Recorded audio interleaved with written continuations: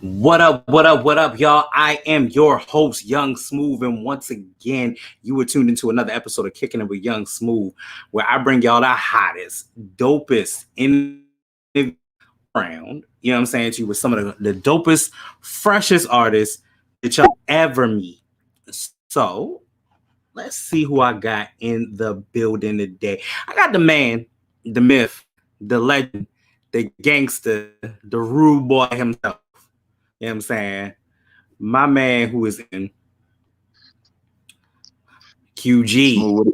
Say what's up to the people, Q. What's up to the people? Same old shit, different toilet. You know it. Yeah, man. Hell yeah. Yeah. So, as I like to start off every interview, since we in the midst of it and we still here, how is the pandemic treating you, and what have you learned in the middle of it? Uh, Honestly, yo, it's treated me well. Truth be told, like I really ain't miss a beat as far as like money and none of that shit. Like I, aside from the obvious of like people losing their lives, I fucking enjoy it. Like I like the fact that the malls were like way emptier. I like the fact that the highways were much clearer. Like I'm an old nigga, man. Like I hate crowds and shit. So like I actually enjoyed it. So aside from people obviously being sick and losing loved ones, outside of that, not to say it like that's a minute thing, but outside of that shit, I love it, man. I love it. And that Yeah. like it allowed me, I guess, like you get so caught up in the world moving so fast, like it kind of grounded me and shit. Like it allowed me to get back to, you know what I mean, like taking time for myself and like the shit that I'm into. So in the process, like end up like building a home studio. If everything was normal, like I don't think I would have took the time to do that. True. So, just for my audience, who is QG? Quentin QG Golden as a rapper, an MC, a producer. Who are you? Yeah, I'm one of the worst rappers that ever pick up a pen. You know what I mean? Like I'm not good at all. And now I'm one of the best motherfuckers that ever rap in this entire universe. No, like Mhm. I'm a humble artist. Only time I don't act humble is like if I'm pushed. Like if somebody like, oh, you can't fuck with me, then like I'm like, oh, I'm gonna show you different. But outside of that, like I'm pretty Right. humble, man. I stay in the middle. I don't think I'm the best. I don't think I'm the worst. I'm who I'm supposed to be. Like I make shit that feel true to me. So you know what I mean? Like I think a lot of my music is like honest. Like I'm not really braggadocious. My shit is more so like reflective. So like I'll speak on the streets, but I don't necessarily glorify. Like I tell you the pitfalls of it because unlike I don't even want to say that because it's gonna sound like I'm shitting on niggas, but a lot of these guys don't live with the rap. My Of course. circle of opinion, like if we didn't do it directly, we were directly around people who were doing it. So a lot of our shit is like super truthful. And you can tell the difference between a person who saw that shit on TV and who lived it. Like it's the details. Like you say a specific thing in a specific way, and people who've been through that, like it's like a magnet. Like they know that y'all wanting the same type of Mhm. shit. Man. Right. So, where does your love for hip hop and your motivation come from to do what you do? Um it's cheaper than therapy. It's cheaper than therapy. Like real shit. And that's the thing. That is the thing. You ain't never No, lied. That is the thing. because the best part about it, again, not like I'm shitting on rappers, but majority of these musicians lie and shit. So I could say Mhm. some super truthful shit, but the casual fan is gonna listen to it and he's gonna go, "Oh, that's just a song." And I really could have Right. been pouring shit out. So like, no, I love it, man. Like, funny enough, the shit that got me into hip hop wasn't even a hip hop artist. It was fucking Stevie Wonder of all things. I think Stevie Wonder is the greatest artist to ever Of take a all breath. time. The Of greatest of all all. time. He's the reason why I do music. But if I had to Hmm. say a rapper in particular who motivated me to rap, it would be I would say it was Eminem. One Hmm. thousand Eminem is my favorite rapper of all times. And why Because like am because I think with M, it's sort of like I drew a parallel between M and like South Park. If you look at it on the surface level, you just think that it's vulgar. But if you can hmm get past the surface level shit, like it's a lot of complexity, it's a lot of like nuance, it's a lot of speaking, you know what I mean, like publicly saying shit what people say in private. You know what I mean? And making it be more I don't want to use the word comfortable, but you feel more inclined to really truly speak your mind. Because most people don't. Like, this shit is so PC, and I fucking hate it so much. Like perfect example, like I love the Joe Budden podcast. Not as much as I love this podcast, but I do enjoy that podcast. Thank you. Equally, I'm trying to be on all those levels. Thank you. I appreciate you. Yes. No, bro, you right there. So like as of recently, like Maul and Rory, his two co-hosts, like they've been off the show because of whatever internal shit is going on. So like Joe Budden has actual real childhood friends on that, and like the conversations are so much more unfiltered because they don't have, his friends don't have any like industry like ties or industry bias, so they really speak truly and honestly. And like a lot of times where like a topic might be brought up and their response is, "Oh man, that's crazy," or "Bro, we gonna talk about that here? We can't get into that." And it's just like you halfway giving people the story and shit. I still enjoy the content, but it's like it's so much more there that y'all not showing and shit. So I like people who put it on Front Street. So that would drew me to M. And like M was like I like his style of rhyming. Like he does like compound syllable rhyming, which I do myself. His shit is like very eccentric because like the topics he speak on, like he might make a rhyme out of like fucking sodomizing somebody with like a candlestick or some shit. Like I won't do that, but I can. That's far. That's a little too far. Yeah, for sure. Like especially like for my palate, like you know what I mean. But like I can still see the artisticness in it. Like wow, that was super fucking clever. My mind would have never went there. So I think the M like opened my mind up as far as rap. It removed like limitations. Like I don't just have to rap like hood shit. If I think of some super witty conceptual shit, I can totally take that lane as long as it's witty and it's creative. Right. And I love your titles, especially when you get into album mode. That like what was it? Was it Intelligent Violence was the main one, and then you have Audio Art Gallery. And I love because you know the kid. Although we really friends, so it's really hard to say I do the research when you know I love your music. So it's kind of hard to be like, oh, I do the research. Nah, that's not necessarily all the way true. You know what I'm saying? But like, how do you come up with the ideas of what you're painting for those titles? Like, how do you come up with that idea? Honestly, the motivation for the album titles, like it depends on what type of mindset I'm in, or like honestly, it comes from whatever type of like media I'm consuming, like depending on what I'm watching on TV at the time or what book I might currently be reading. So how the whole Intelligent Violence thing came about is I was watching an interview of Malcolm X. I want to say it was like his interview at like the University of Berkeley, and somebody asked him like, why isn't your ideals more towards like the Dr. King way of doing things?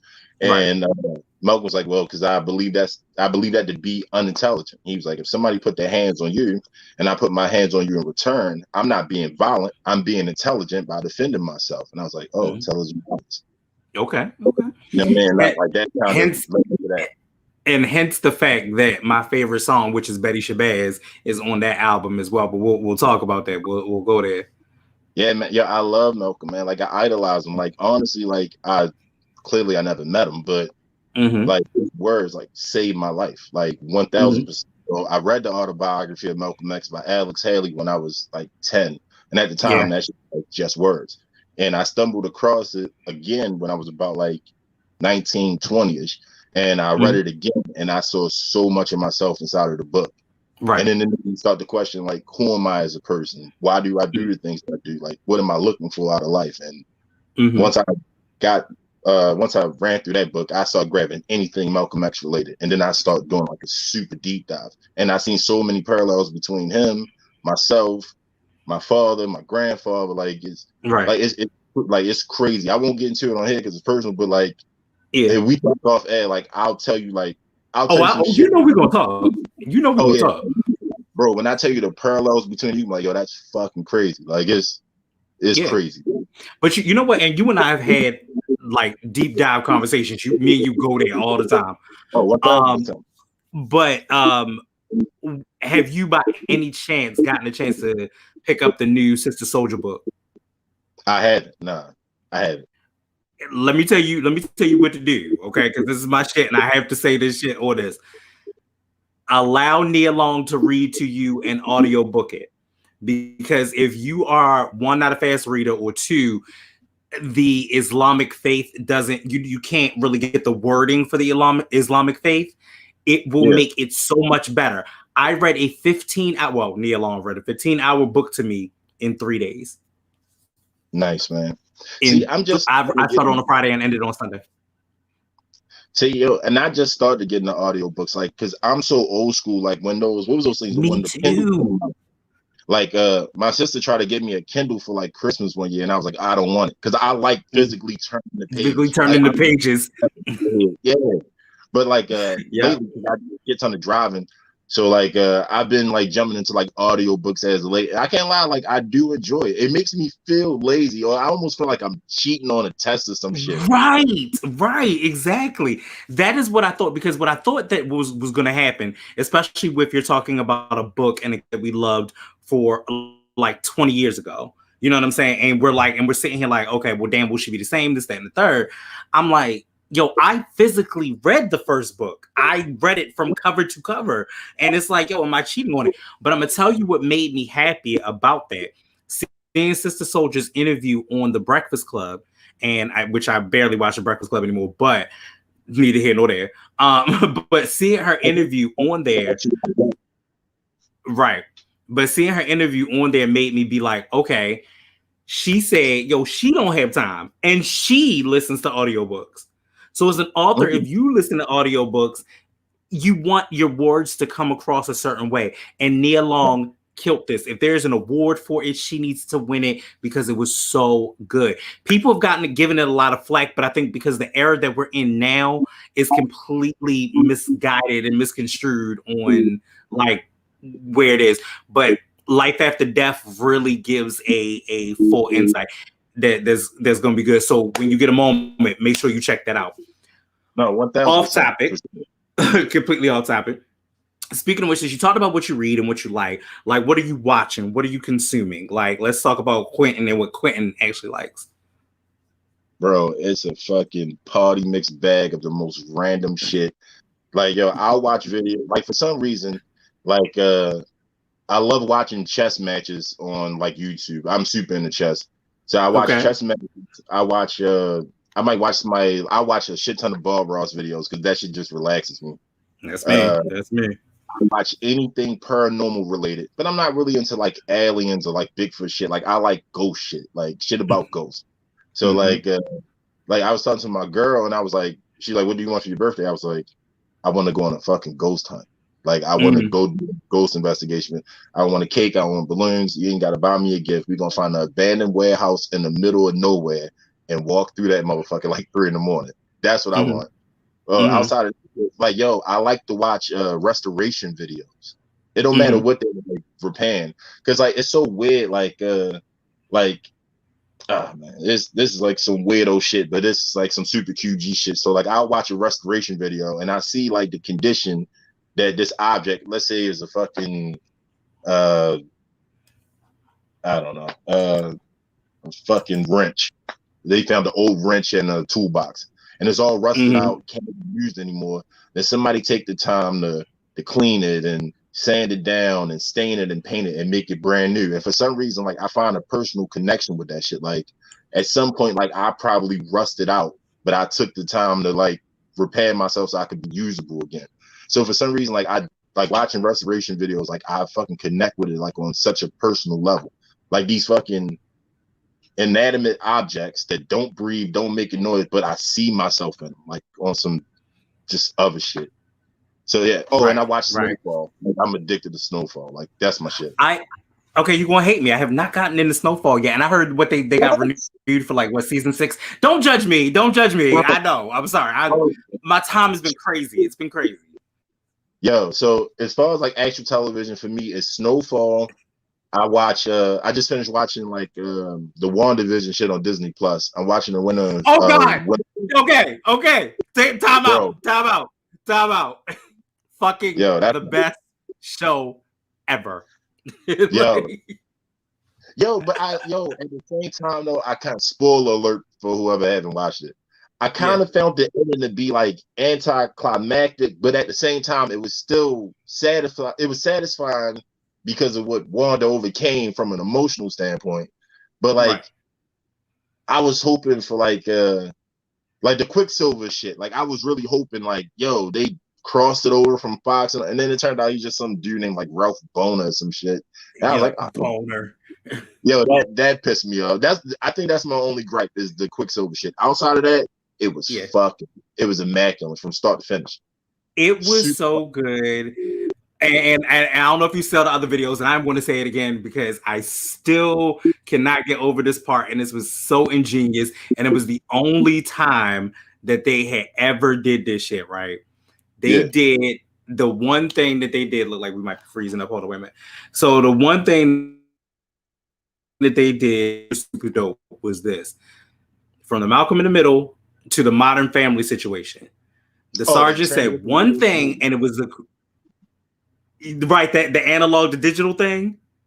I was like, nobody gets that. Like, nobody got that part. Why they could no longer get a signal into the hex, because it was no longer analog anymore. It was digital. Like, that shit blew my mind. Look, even crazier. WandaVision is the reason why I'm naming my new album what I'm naming it. Like the new album is gonna be called the Paradox of Contradictions. And I remember you said that. Yeah, the two visions met up with each other, and the bubble or the hex vision, he was able to outsmart the real vision by hitting him with a paradox. And it opened his mind up to the point where he allowed him to like touch his forehead and unlock his shit. But he glitched him with a fucking paradox. Right. About the shit. If you take a shit apart completely and then rebuild it over here, it's still the original shit. Yeah. So if I'm in this hex and I'm like a made-up version of you, am I still not the real you? Right. Vision's like, oh. And I was like, oh damn, that's a hell of a paradox. And then I just started thinking of all types of paradoxes, and I was just like, a lot of the times, a person who don't fully understand what a paradox is, assume it's a contradiction, but it's not, because a paradox can be right or wrong. A contradiction is always going to be wrong. So like, I feel like when it comes to music, like artists get pigeonholed. So depending on when you start to get into that artist, you pick that phase of the artist that you like. Because perfect example is Tupac. If you ask the person about Pac, depending on when they first start listening to him, they're like, oh, he's a revolutionary.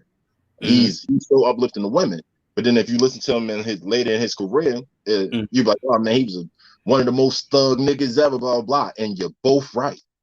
You know what I mean? But those two type of personalities contradict each other, but they were like embodied into the same person. So and then not only that, one of the things that you also pointed out and mentioned, like between the you reading Malcolm X at 10 and now reading it as an adult, even his career was like that as well. Like, come on, you remember he was doing a Humpty dance at one point. You feel what I'm saying to you? So it's like that's who he was in one paradox of his life.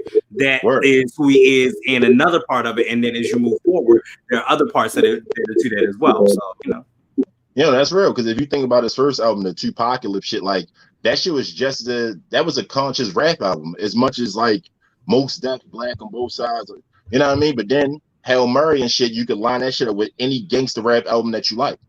You know what I mean? Exactly. But if you ask a person, like, but they contradict each other. But it was accepted like overall. So like that's kind of what I want people to go into this shit listen to, because the first song might be about I love getting money out the streets. And then the second song will be about how I had to spend all that money I made in the streets to bail out one of my homeboys on a fucking bogus charge. And now I'm talking about prison reform. But the song before, I was going around the street, and people probably listen to it like, this nigga's all over the place. It's not. Like, I'm showing you different sides of the spectrum, but to most, it's going to seem like a contradiction. You know, but even in the shit that I say, it's still an element of truth, which makes it feel like a paradox. So, Paradox of Contradictions. The title was meant to confuse motherfuckers, but it's not. At the same time, it's meant for you to stop and like, that shit don't make no sense. So you stop and think about it, like, well, does it make sense? That's the purpose.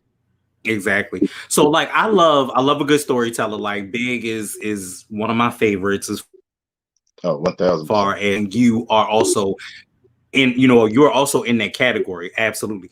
So why do you think that is missing from today's music, and how do you think that we could bring that back, if we could at all?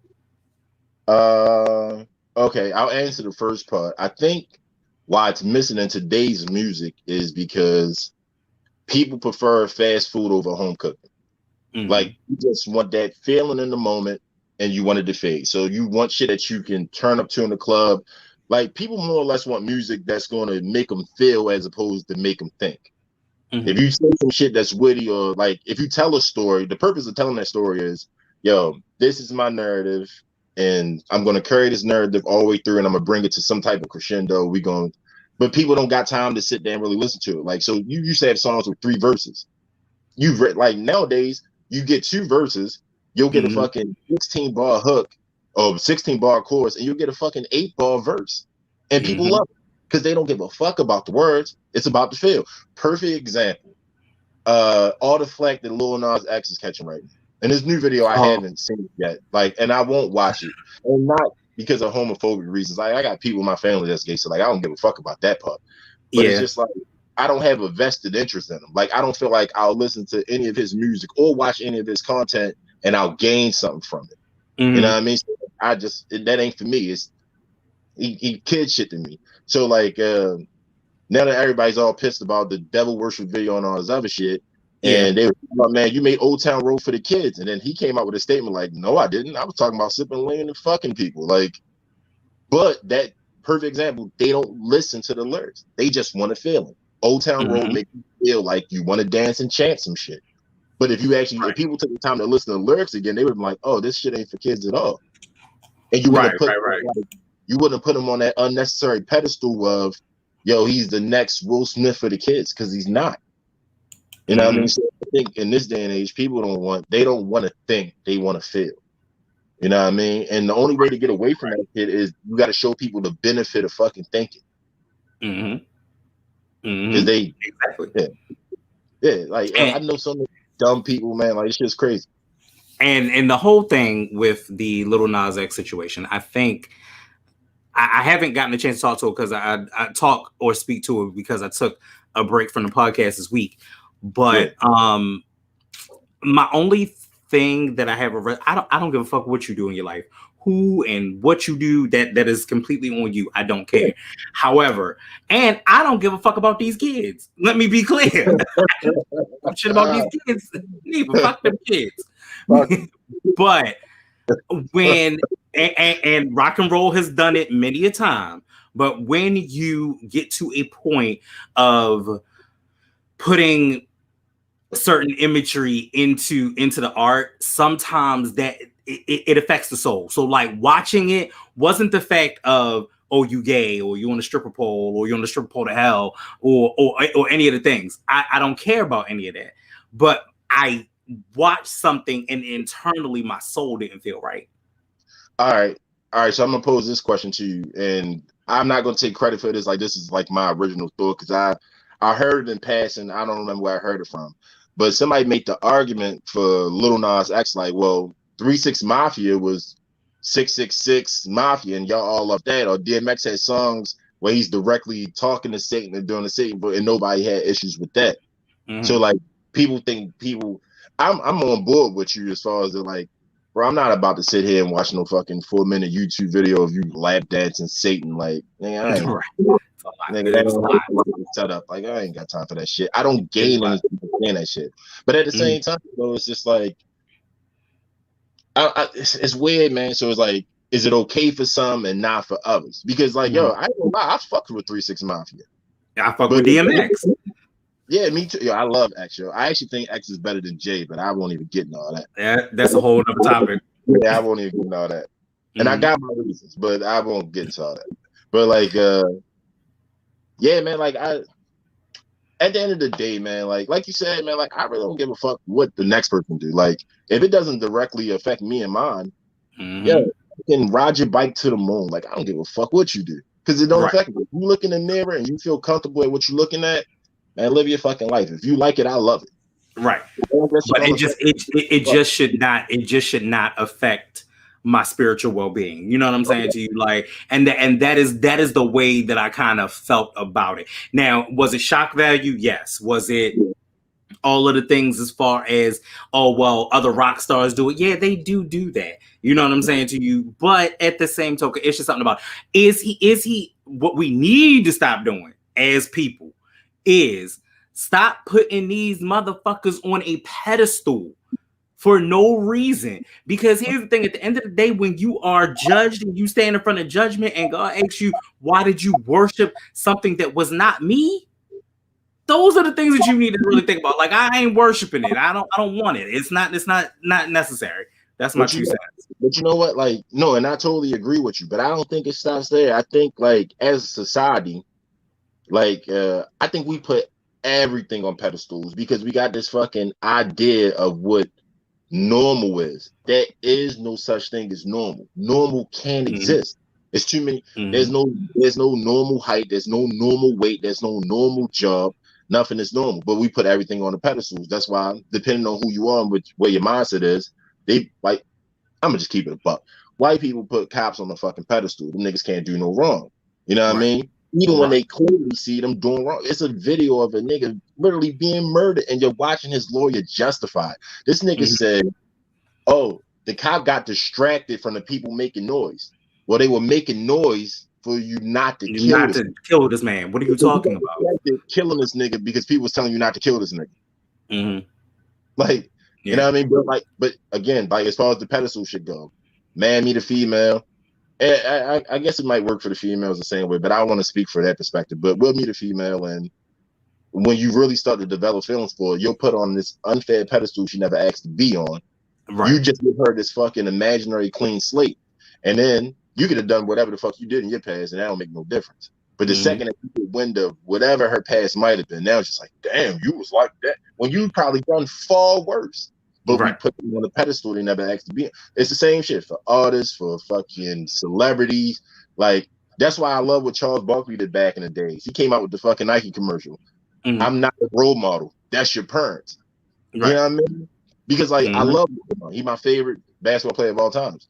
Yo, he kind of put himself in a box as far as like really expressing himself. Like, I mean, he cursed on his shows and all that type of shit, and that's cool. But nowadays, cursing on regular TV is fucking acceptable. Like, you can, which is weird. Yeah, on FX, I get it. It's basic cable, but they don't have no filter. They say nigga, motherfucker. They got no filter at all. You know? Because like the time changed. Like, people don't have the same delicate sensibility about verbiage and shit. Like, they chop it up. It's always just a word. Now, so it's more so like the person acts. So like, LeBron could probably get on his TV show and say whatever the fuck you want, as long as it's not homophobic, because they're gonna go fucking nuts on him over that. But be over. Yeah, but if he walked out with a fucking t-shirt on that had the tiniest upside down cross on it, that shit would be on CNN for the next full fucking. Is LeBron a devil worshiper? Like, it's the same with this Lil Nas X shit. Like, he's clearly searching for a reaction. Oh yeah, for sure. Yeah. So we gonna move on from that because that nigga. Fuck him. Because he ain't paying none of these bills over here. So, I noticed that you cleared your IG. I know that you are in album mode for your new project. What made you clear your IG, and is that also part of the project? Actually, no. I was sitting back one day and I was just looking at my shit, and I was just like, yeah, you can tell I'm a rapper if you go into my shit, because majority of my shit is about raps. But like, I felt like a lot of it was like all over the place, and I was like, because depending on who listens to my shit or what they hear, some people think I'm a conscious rapper, some people think I'm a street rapper, but really I'm all of that shit rolled into one. So lately, like, I've removed a lot of my shit off my IG because like I want to drive a particular fan base to like what I like to make the most. So like, I put myself more along the lines of like, I'm like a early '90s rapper with updated slang, more or less. Like, I like the Griselda lane is like more like my type of shit. You know what I mean? Right. Like, but I still do it like without trying to beat them niggas. But I could see our shit is in a similar vein. So like, I felt like I should have. I felt like I should have like curated my content so like you're not super confused. Because a lot of times I had shit on there like I'm posting sneakers and memes, and fucking memes got a life expectancy of like fucking 2 days. So now I got like fucking 10 posts of like some Bill Cosby memes, and niggas ain't talking about that nigga in a couple years, but he just sitting on my page just because. I'm like, and this shit has nothing to do with what I'm doing. So I just went through and just started purging unnecessary shit. Mm-hmm. But yeah, I think that's right. I think that's a good idea. Yeah, man, like I don't want to confuse what little bit of fans I do have and shit. You know what I mean? Right, exactly. So what would you say that the new feel of this album is going to be? I think this is probably going to be my most personal project. One, because like I'm fully producing this shit all myself. Like every beat that's going to be, like, I'm making all the beats myself. I'm mixing and recording it all myself. I'm doing the cover art. Like I'm like this project is going to like fully encompass me, like from all spectrums of my creativeness. Like from putting my mind to, damn it, this sample was hard. How could I fucking chop it? To like, because you know, like shopping for beats and shit is cool. Like you reach out to the people that you think is dope producers. They send you some shit you listen to, like, oh, this is dope.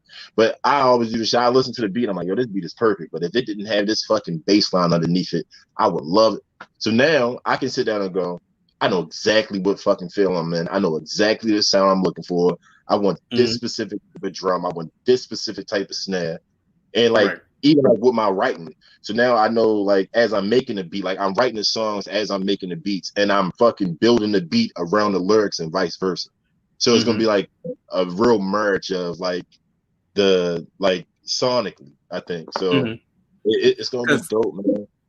I like sonically for you where 3800 was like 3800 ways, which is one of my favorites. I like that because me and you, the last time that we spoke and we chopped it up for real on the podcast the last time, you were surprised that I knew exactly what sample that was, and that was that Busta Rhymes situation. And I knew that instantly. I knew that instantly because it was one of my songs. I love that song. So yeah.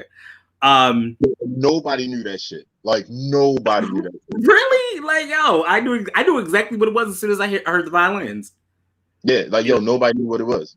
Yeah, my ear is so good when it comes to this hip hop shit. It is fucking ridiculous. That's why, like, yo, every time I make it, like, I'll shoot it over to you because, like, I know, like, one, you don't bite your tongue on shit, which I totally fucking respect. Like, you don't want no fucking yes men around you and shit, because you'll tell me, like, yo, this shit is cool, but I don't really like the mix on it, but I need that type of shit. I feel like everybody need that shit. That's what's gonna get the best music out of you. Because if you just got a nigga that's like, oh no, that shit sound good, and then you're gonna play that shit for some niggas who ain't gonna lie to you, and you're gonna feel like they hating on you. They not, nigga. They telling you the truth that your peoples ain't telling you. Right. You know what I mean? So, and I always try to be as constructive as possible without being like, because you always got to find a lane on what you want to do as far as niggas is concerned. Them sensitive ass niggas, man. Like, being constructive is not hating. Like, you know what I mean? Being constructive is like, yo, it's not. If a nigga play me a song and I go, it's not for me, I'm not hating on your fucking song. I just don't vibrate with it. I'm not saying it's bad or good. It's not. You know what I mean? It's not my palate. And then niggas that get mad about it. But that's like, a nigga getting mad about you not liking the same shit that they like is like a nigga getting mad at you because y'all don't have the same favorite food. Like, what the fuck you mean you don't like ravioli? Like, nigga, I don't like ravioli. The fuck? That's for you to eat, nigga. But you don't make me shit. So no, the fuck these sensitive niggas, man. Like, don't bite your tongue for these niggas. Give them niggas you know what I mean? Give them constructive criticism. If they can't handle that shit, they need to go look in the mirror and have an honest conversation. And you know what I would see? What I would see for you, though, honestly, like, I love your vibe. However, here's my however. I think that people need to start knowing all facets of QG. You feel what I'm saying to you? Because what I do notice between the last two albums is that there is a divergent of a lot of, okay, I'll break down all of the street situations and the pitfalls and so on and so forth, until you get to songs like Betty Shabazz, which again is one of my favorites and I love. And I think that it shows a more sensitive side to you. I think that you need to make sure you turn that dial equally to both on this project. Like, you need to give them a party side. Even though you're introverted, You need to give them a party side. You need to give them the streets. You need to give them that love story because it'll make a fully functioning project. Like I can say that listening after sitting back in the last week and listening to both projects, that I equally can take parts from one project and part from another project. And if I put them all together, I'd be like, oh, yo, this is a complete project. Yo, my brother says the same shit. Yo, but the thing with me is like, yo, I'm in the past few years, I just learned how to be a fucking normal person. So from like 11 years old getting outside to about like my early to mid 20s, I was a fucking psychopath. So like now I've learned how like to function in society and shit. So like, yeah, so yeah, we gotta make more like I got this one song. Damn, I should have sent you this song. I got this song called Kicking It. And the song is having like a female homegirl that's really just a homegirl. And she's going through like a fucking breakup. And you trying to be supportive through her breakup, but she's thinking that you flirting with her. And you letting know, yo, I'm just kicking it with you. I ain't trying to fuck you. I'm just trying to kick it with you. A little snippet of it on my page and shit, but the song is super dope. Like it's super dope. Yeah, send it to me later. I'm gonna definitely go over it. Absolutely. So the label, the fam, the entertainment is Bill of World. All day. 1,000. So let people know where Bill of World came from and what that is. Yo, Bill of World is a West Baltimore based I guess you could say a label, but it actually goes beyond that shit. So like we not some motherfuckers who met when like I knew Doc and I knew Trigger like before niggas had facial hair. Like we go back in the days to the point where like we scraping together money to split a chicken box. So like we from Bill Avenue and shit. You know what I mean? Like which is like off of Ricetown Road in West Baltimore, like Northwest Baltimore and shit. And like it sure is. Bro, it was yo, it's weird, like cause it was definitely a community feel, but you still were aware that nigga, I could die any moment, like walking to the store, shit might get wicked. But you still felt like it was like a security blanket. So we took that shit and like we just built off our friendship, and then we all started taking a liking into music, all at like separate times and shit. You know what I mean? Because at one point, like I moved away and shit, and Doc was still around there, you know, doing his thing and shit. I ain't gonna incriminate him, statute of limitation and all that shit, but he was out there doing his thing. I'm somewhere else doing my thing. Trigger somewhere else doing his thing and shit. And then like, you know what I mean? One day I Trigger over in my crib and shit, and like we throwing some like fucking instrumentals. We start freestyling. He's like, "Damn, nigga, I know you rap." And then I was like, "Yeah, you know, I dabble and shit." And then he was just like, "Yo, listen to this." I was like, "Nigga, I know you rap." And then like, yo, like I got wind that Doc could rap like when we like 19, 20-ish type of shit, but he was still outside, you know, indulging in urban pharmaceuticals. So like while he come on now, urban pharmaceuticals. Yeah. So like I ended up moving like to California. And while I was in California and shit, one day I'm out there bored out my fucking mind because like, yo, I moved out to California. I didn't know no fucking body. I ain't got no family, no friends that I just one day I was like, I'm gonna fucking go to California. And I just fucking did it. So like I'm out there doing shit. I made this song. The song called The Devil and shit. It's like on one of my mixtapes and shit. And it was like I posted like the first verse or some shit. And I put it on my Facebook or something. And Doc hit me out the fucking blue, like, yo, bro, I need to get on that. Nigga, I hit my phone, shit. I sent him the beat. He rapped his verse. I was like, damn, nigga, you really in the rap? He's like, bro, check my shit. I thought, started going through the nigga page. He doing hella shows on it. I was like, damn. I was like, well, shit, nigga, I'm moving back home in like a couple months. I'm gonna link with you as soon as I get back home. Cause like I said, this my nigga. Like before we had mustaches and shit. Like this my dog.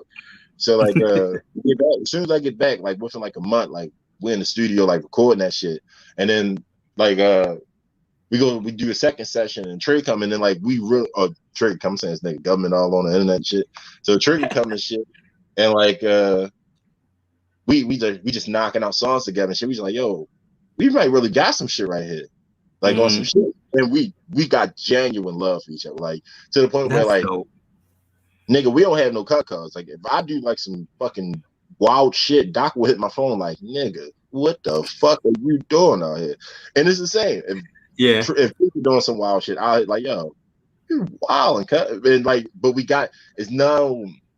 it's no fucking overly emotional about it because we know it's coming from a genuine place. Like you're not telling me some bullshit because you're trying to go at me. Like, nigga, you see that I'm making a mistake and you want to help me correct it before I get too far into that mistake. You know what I mean? Sure. Like, For sure. yeah, like it's a real genuine love. And the best thing I love about like our label and our situation is Sonic, we all have like different, like we all have our own separate lanes. But when we do the shit as a collective, like nothing sounds odd and no man sounds out of place. Like it's still super cohesive, even though it's totally fucking different.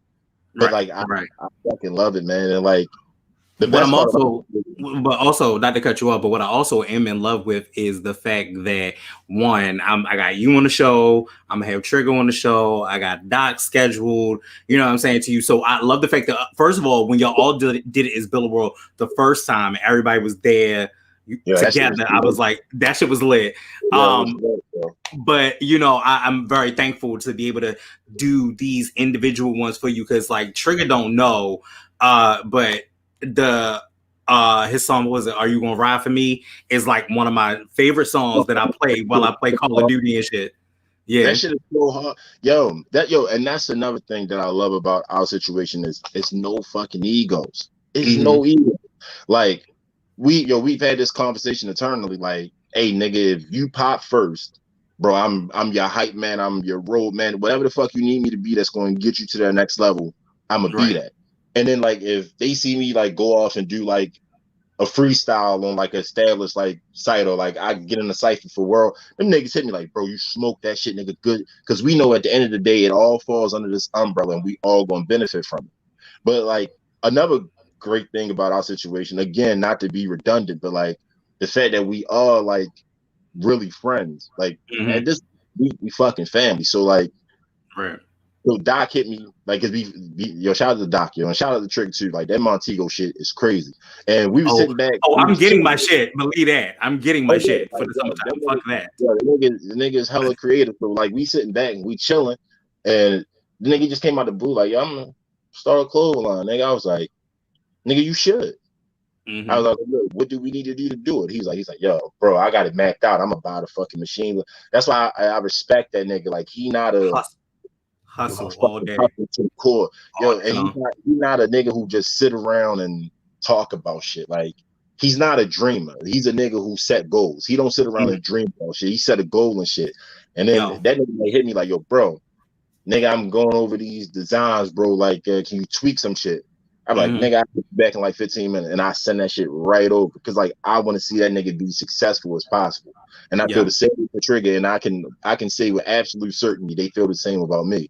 So when I built studio, you feel me? So when I built the studio and the crib and shit, like niggas was like, bro, we good. Like we cut out the middleman on everything, nigga. We doing the cover art, and now into the production shit is just like, yo, I'm pretty sure there's still gonna be niggas out there who make beats and they gonna want that shit. And nigga, by all means, if that shit is better than mine, nigga, we need the best product as possible. There's no hurt feelings if you don't like my shit. But if you like what I'm making, nigga, I got that shit all day, and you're gonna get it at free 99. You know what I mean? So I like my situation. And I will say this.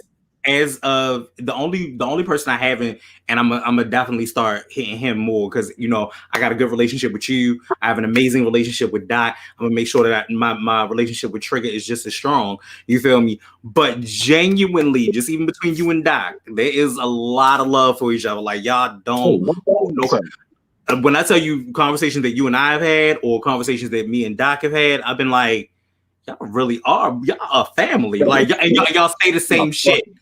Bro. Y'all say the same shit, which is fucking hilarious. No, because, we done been through everything together. I'm talking like, it was some kids who lived like around the corner from us when we lived on Baylor. And them niggas was remedial. You know what I mean? They were remedial. And like we had this one little homeboy who lived on our block named Scooby and shit. And he was like, it's like the run of the group. This nigga was like, if this shit was You Got Served, he was basically our little saint and shit, I guess. Not the little saint. Do it for little saint. Yo, this nigga will leave his bike outside in his front yard every fucking day. And because them niggas was remedial and didn't have no parental guidance, we're in the house sleep for school and shit. The niggas outside 2 a.m. taking this nigga bike. So now we fighting with these niggas every day to get his bike back and shit. So like, we didn't have like flat out real brawls with niggas. Like we didn't, bro, Doc is my dog. Like, you know what I mean? Plus that nigga know, like I'm always on go mode. This nigga, it was this conference down in Atlanta, the network and shit. This nigga told me like a week or 2 weeks before the conference, and I was just like, fuck it, let's go. Right. So the little station got the plane ticket to meet, and nigga, we just went. And nigga, we on that flight the whole time, just fucking business planning. Right. Hey, yo, while we was down there, we ended up like seeing Neffy while we was down there and shit too. You know, that's my homie. That's the ace. Yeah. We seen her down there and shit. I remember y'all telling me that. I do remember y'all telling me it was what was it A3C or something like that? Yeah, exactly. That's exactly what it was. Mm-hmm. So going back into the music though, right? So you let me hear the track before it was out, which was First Love. Yeah. And I love it because of the fact that it is a storytelling kind of situation. Break down First Love for the people. First Love is honestly about you know what I mean, like when I became like enamored with like my neighborhood, like to the point where like I developed like a real love for it. Like I love my neighborhood to the point where like I felt like it provided me everything that I needed. If I was sad, I could go outside and see some crackhead do some wild ass shit and make me laugh, lift my spirits. They got my little bro. I'm gonna take some of these pharmaceuticals and distribute them amongst said crackheads from before, and it gave me everything that I need. Like, and it taught me like real life lessons and shit. So like, I truly appreciated the neighborhood for like what it was and shit. And then I really started thinking back to like, you know what I mean, like little girlfriends and shit that I had like coming up, and I was like, damn, have I ever truly loved any of them? And funny enough, I was dating a girl, I won't say her name, but like we like teenagers and shit, and I was heavy outside, also in urban pharmaceuticals, and she had a prom coming up, and she was just like, oh, yo, you hang outside too much. You hang outside too much. Yo, it's either me or the streets. And without hesitation, I was like, oh, the streets. The streets like give me way more than you could ever supply me with. Like, you just cool. Like, you know what I mean? You got a pretty little face, but like this shit helps me remain, like this shit allows me to be stable financially, all that. Like, so like, and yo, cause funny enough, the song about that, my first love shit, yo, I wrote that song when I was like fucking 19. And like I was going through like a fucking crate and found it in like an old like binder and just recently re-recorded it like a few months ago or a year ago whenever I did it and shit. But that song was originally written when I was like 18 or 19. That song is old as fuck. But it's a true thing like I love. But then I start to gravitate towards music and I was just like, oh, I gotta break up with the block because I can't have y'all both. Y'all, you know what I mean? Like my family hate the fuck that I hang outside, but my mama called my phone 1 in the morning, where you at? And she just hear all the shit outside. And she's like, I already know where you at. Yo, call me when you get in the house. I know you made it safe. But then when she would call me and she hear beats banging in the background, she's like, oh, you at the studio? And I'm just like, yeah. And she's like, all right, I can go to sleep now. Type of shit. So like, I started to drift away from the streets and more towards the music shit. So I had to break up with the streets because now I'm in love with music and shit. So yeah, the streets was like, streets is my first love, but music is my true love. You know what I mean? So speaking of love, you also did a song with a special young lady as well, which was your girl. How did that song come together? Ah, man, you know, making songs and shit. Right. Like, she's super talented. Like a talented writer, talented singer. Like, man, it was only natural that like that shit would like come about type of thing. Cause like I've done verses and shit for her, and she's done like backgrounds and harmonies and shit for me. Like to the point where, like I was like, yeah, I want you to start writing raps type of shit. Like it's just like the reasons why like we became as close as we became, because like that's the one true thing that before we really got to really delve into each other and really get to know each other on that type of level, like it was the music shit that really brought us together, and we built off of that shit. So like, and I'm going to assume that she was the one who's watching and is responding. Oh, I can't see no comments. Right. Oh, you can't see the comments? Okay, so was it Renita J, the songwriter? Word. Yep, I kind of figured that. What's up, Renita girl? What's going on, shorty? It is. Anyway, so you actually, this is something that I didn't know, and I went through some of the catalog. You do collabs, and I know that you I know that you usually do a lot of collabs with Billa World, Oh but yeah. I found a collab with, was it Slick? Yeah, it was Slick. Oh yeah. DeVille, right on Henny on the Rocks. Yeah, that's my dog, yo. I love that nigga. Like, yo, he's to me, the nigga Slick DeVille, not his rap style, but like his business acumen. Like, he's probably the closest shit to Nipsey I didn't seen in person. Like, yo, when I tell you this nigga is a fucking grinder, like, bro, like this nigga passport looks like a fucking biker member or some shit. Like, yo, his shit is tatted. This nigga, he goes overseas and gets money on some rap shit. Like, so when that nigga, matter of fact, like he's on damn, what project is he on? I got a song called Let It Be. It's him and my homeboy C Dot and shit. And he smoked that shit. And when he did, like I told the nigga, I was like, bro, you trying to kill me on my shit. I was like, if you ever put me on any of your shit, I'm gonna try to kill you, nigga. We laughed and shit. And he called my phone one day and he was just like, yo, fuck you doing? I was like, man, shit, I'm chilling. He's like, bro, I'm downtown at the studio right now. I was like, shit, what you saying? He's like, I'm about to send you a beat. I was like, nigga, I had that verse done before I get there. And sure as shit, had that verse done before I got there, walked in the booth and one took that bitch. I'm a good bop with that shit. I don't play with that shit. That's my dog. So yeah, like yeah, I didn't collab with like Slick, my nigga J Royale. Yo, J Royale is so nice, bro. This nigga's so nice. Like, he's god level as far as rapping. That nigga's super nice. I collab with a few other niggas, but those songs didn't come out because like I fucked them up on their songs, and then when I come back to the studio the next time, miraculously my verse got erased. All of a sudden, right? Yeah. Speaking of verses, because you know, here at Kicking It With Young Smooth, you know, the kid liked the bars. The kid, because niggas fail to realize the kid nice. You know what I'm saying? Kid, you know what I mean? Yo, however, we was freestyling at Cuddy shit that time. Like yeah. I forgot all about that. That's right. Yeah, I forgot all about that. Yeah. You know, the kid ain't no slouch. Let's be clear. I ain't gonna hold you. Actually, I have a couple of bars that I like, especially one bar from one particular song. And somebody says something like, I got a lack of fear for anything that bleeds or breathes. So play the corner or key to lead. Like, yeah. Oh, yeah, you feel me? Yeah, I got a lack of fear for anything that breathe or bleed. So I play the corner like a key to lead. You know what I mean? Yeah, that shit hard. I don't know. Yeah, you know what I mean? I don't know. Like, no, nigga, like, yo, when you hear the new shit, bro. Or wait for it. There's another one where it says, run you bitches off your set like Mari show. Shoot the club. Shoot your crib. Bullets come through the whole like glory hole. Yeah. We rocking ski mats in the summertime. We hanging out the window. I'm like Lee Harvey Oswald. I pop you presidential. Yeah. Illness.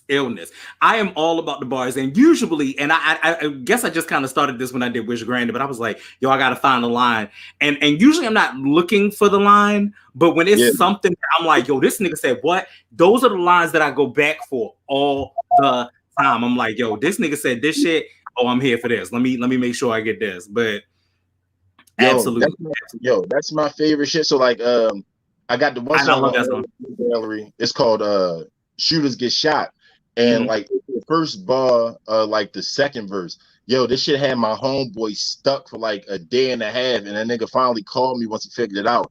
I said, I box like I'm Clay, but I still curry like Splash Brothers, gun in each hand, but they pop different like Half Brothers. And niggas just what? It took this nigga like 2 or 3 days to figure out what, because you know, like the nigga Clay Thompson, Clay. But I box like I'm Clay, Cassius Clay, but I still curry. Steph Curry. Their nickname is the Splash Brothers. So I was like, box like I'm Clay, but I still curry like Splash Brothers. I got a gun in each hand, but they pop different like Half Brothers. And then they said, what? Yo, it took this nigga like a day and a half. And then when he finally got it, he hit my phone like, yo. I was like, yo, what's up? Nigga, like, nigga, box like I was like, yeah, nigga, I wrote it. I know this. He's just like, yo, that shit's so crazy. And to me, I'm like, oh, that's a throwaway line and shit. Right. My other favorite song had to be Kawhi. Like that was actually one of my other songs. Yeah, Kawhi was definitely one of my other favorite songs on their project. Again, nigga, we sitting in the studio watching like fucking highlights from the NBA Finals when Toronto won it. and Kawhi hit like a game winner or some shit, but he didn't even celebrate. He just had this stone face. I was like, damn, that nigga's shooting with the stone face. Right. I was like, oh, all right, I got bet. Nigga grabbed my phone and just started, you know what I mean? Yeah, I get motivation from everything. Yo, bro, I never get writer's block. I never ever get writer's block. Yeah. And the reason why I don't is because, like, when I was coming up, what I used to do is I would turn the TV on, I would put it on fucking mute, and then I would freestyle what I thought they were talking about on whatever the fuck I was watching. Okay. And I would do that shit every morning. Yeah. And like, I never get writer's block. Bro, there's always something to talk about. You just got to figure out how to articulate shit. For sure. So we originally did a top 5, dead or alive. Yeah. Has that changed for you, and what is it at this point? My top 5, dead or alive. This shit is hard, bro. Like, but I know I don't make these things easy. In particular order, but for me, I would go, and this, like, these are my top 5s based off the people who I feel like influenced me as an artist, or just like I could take shit from their music and apply it to life. So for me, it would be M, Nas, Lupe, Cam, and Scarface. That's my top 5. And I get a lot of flack for that shit because I ain't got Pac in it, or I ain't got Jay in it, or I ain't got Wayne in it. And I respect all of their opinions, but like, it wasn't for me. Right. And I don't think everything is for everybody. And it's hard to put a top 5 together. Like I'll add a female MC in there and everything else. But it is difficult. It is difficult to put a real good top 5 together. Yo, because I always get flack for not including Jay in my shit, but then I always got to make the argument for people like, yo, tell me what's an original Jay-Z sound? Like, what's the Jay-Z sound? Exactly.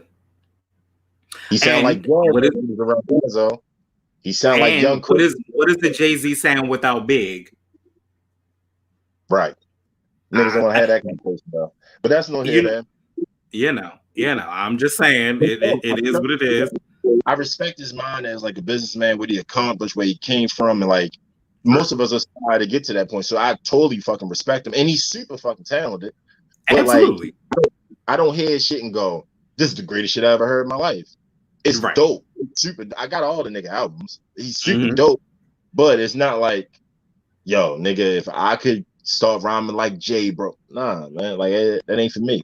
Like, Nas made me want to, like, when I was younger, Nas made me want to pick up a dictionary because I would listen to it and I was like, damn, yo, I really like this shit, but I don't fully comprehend it. So I would go back and I would actually treat this nigga albums like homework. I would learn the words, what they mean, how to use them in the context they were being used, then go back and listen to it. And I got so much more. But I'm doing this shit at like 9, 10, 11. I was on that type of shit back then. Right. Just like for instance, If I Rule the World is my favorite song, but when I will say that my favorite part has to be if I rule the world and everything and the sky's the limit, I push the Q45 infinite. It wouldn't be no such thing as jealousies, a beef felony, strictly living longevity to the destiny I thought I'd never see, but reality struck. Better find out before your time's out. What the fuck? Like, yo, my favorite fucking favorite line. Favorite line. My favorite Nas song of all time is probably New York State of Mind Part 2. Like, yo, broken glass in the hallway, bloodstained floors, neighbors watching every bread you bring through your door, lock your top lock. Mama should have cuffed me to the radiator. Why not? It might have saved me later from my block and why cops. Listen, yo, I used to love Nas. And I gave you power. Oh, what? I gave you power. Yo, I Gave You Power is probably the reason why I wrote First Love. It's the same shit. Same shit. Yes. Shit. Mm-hmm. Exactly. Exactly. What? Nah, yeah. Oh yeah. Let me tell you something. This kid right here is a hip hop kid. Like, I literally, I don't know what I would have done without this music. In this genre, like, I feel like there's a reinsurgence of our era, the 90s, and it's coming back, and people want to be us so bad, but they don't understand. That was a moment, and we were kids.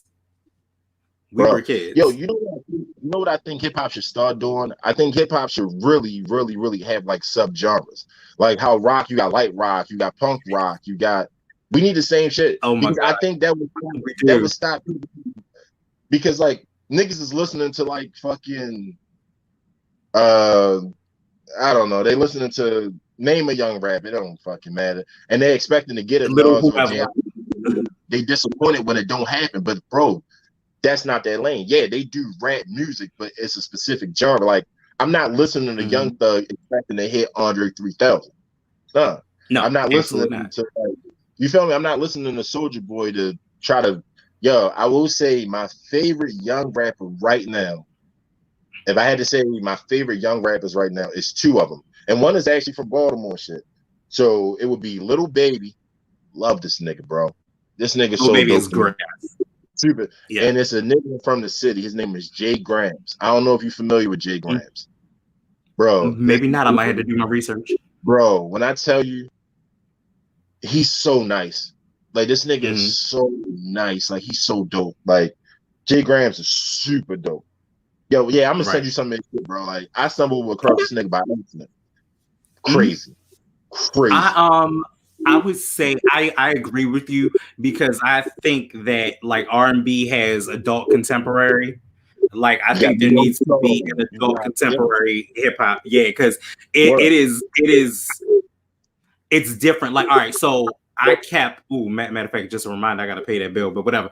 I kept my Sirius XM because of the fact that there was the new hip hop stations, and then there was like the Rock the Bells radio and shit like that. Like I kept that for that particular purpose, because listening to one centralized radio station all the time will just be like, what it'll blow your mind. Like, yo, I can't listen to this shit every day.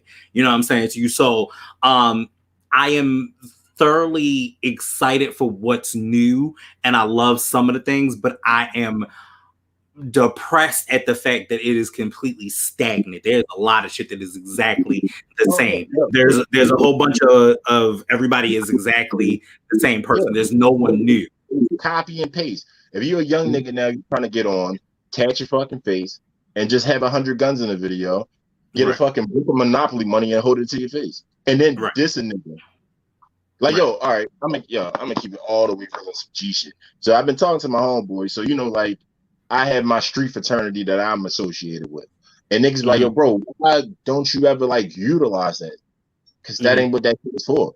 This nigga, yo, a homeboy of mine gave me a game plan. He said, yo, you should shoot a video with all of your line brothers, and you should just diss who's popular in the city. I was like, why the fuck would I do that? But why would I do that? He's like, yo, bro, you gonna get so many likes and shit. I'm like, nigga, first of all, I don't want to get put in that fucking box of like I'm a controversial rapper, because that's not my shit. And secondly, real, like, you know, well, I'm a civilized person now. I'm domesticated and shit. But before I became domesticated and shit, I was a fucking psychopath. So I can't throw a rock at a nigga and get mad when he throw one back at me. Because I ain't gonna throw a rock at you. I'm gonna come punch you in your fucking face.